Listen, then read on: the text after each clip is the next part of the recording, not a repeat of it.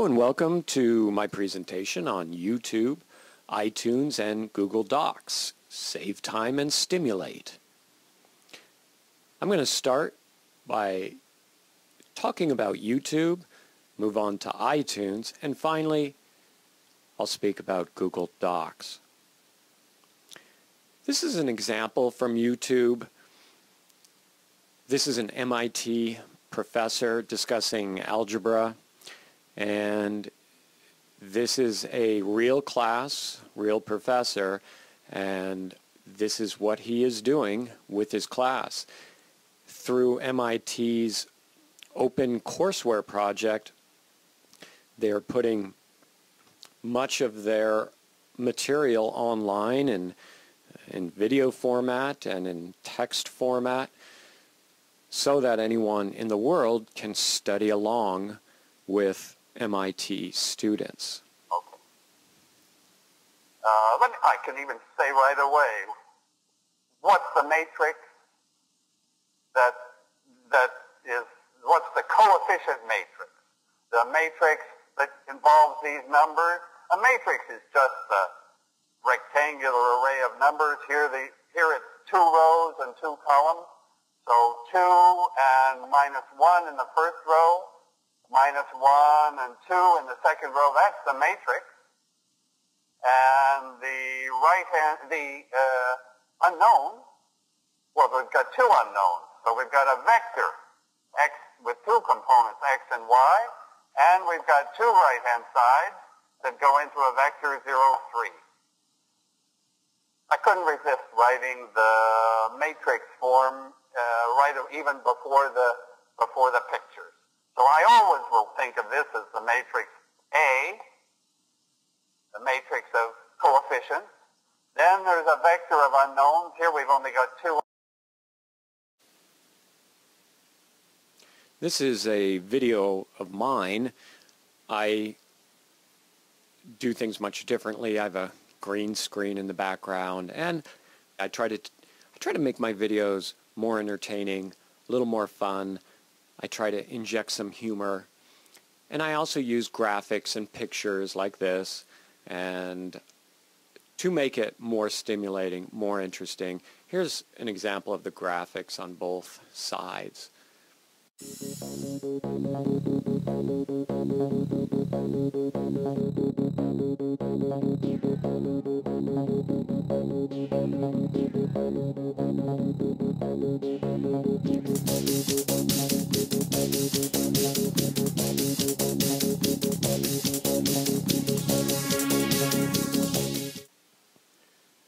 There is a lot of material on YouTube that is not useful. By getting the value-less material out of the way, you can make your class more dimensional, more interesting. But you have to search smart.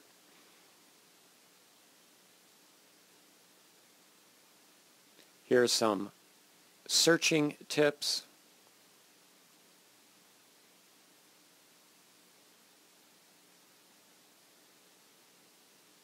I recommend copying and pasting the URL into a document like a Word document so that you can keep everything organized and you can find valuable videos very easily.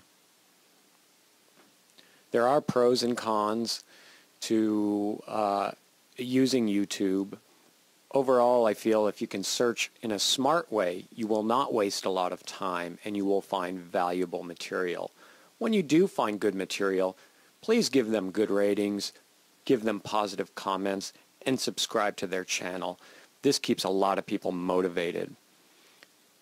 iTunes, you have to download the iTunes software, and then you will find a lot of valuable material as well, both audio and video.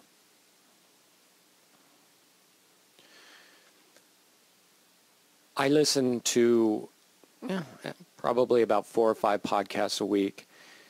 I'm constantly being educated. I enjoy it. It keeps me on the cutting edge of that topic, of that discipline. This is just a little tutorial to walk you through, if you haven't used iTunes before, how to find material. Now, I teach English, so I put ESL. Just put in your discipline there. If it's algebra, put in algebra, of course. You'll see two different versions, a text version where you can search, or icons, that's on the right there. And here's more icons with ESL podcasts. Don't forget there's a little more results in the lower right-hand corner. Make it more specific, for instance, ESL pronunciation, and you will find more specific results. Cloud computing, Google Docs, word processor, spreadsheet, presentation, and forms. These are very simple versions, but for the most part, they will accomplish what you need, and they will always be in the cloud. You don't have to worry so much about where you saved something. Is it on this computer, on that computer, on this USB drive? Always in one place, always easy to access. It will help keep you organized, rosters, grading, your presentations. I use presentations in all my classes, text documents. You can even email your class a quiz using their forms.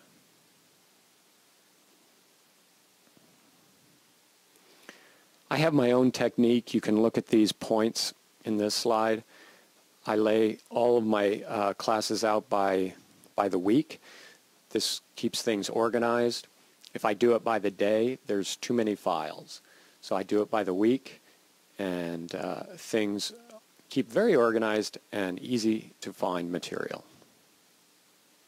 This is just an example of my inbox for Google Docs, and it shows, a folder view and how I lay out my presentations. That's what I use for my classes week by week. So I have week 2, week 3, week 4, etc. Document software is very simple. Again, not many features like in Microsoft Word, but often we don't need all those features. You have a spreadsheet, works quite well. You can share everything, another added feature. You can create quizzes. I really like this. Create a group, send it out to your students, which is your group. They take the quiz, and Google Docs emails you a spreadsheet with the students' names and their answers. Quite nice.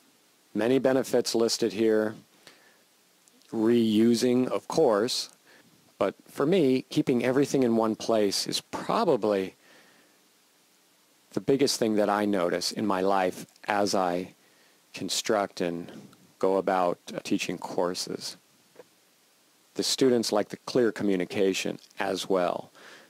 They see the presentations, they know what's going on.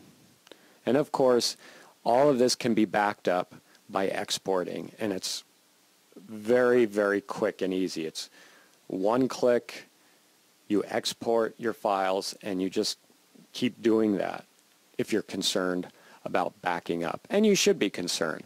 I will say I never had a problem losing anything thus far with Google Docs. I've been using it well over a year. Thanks for watching. Send me an email if you have any questions. Thank you.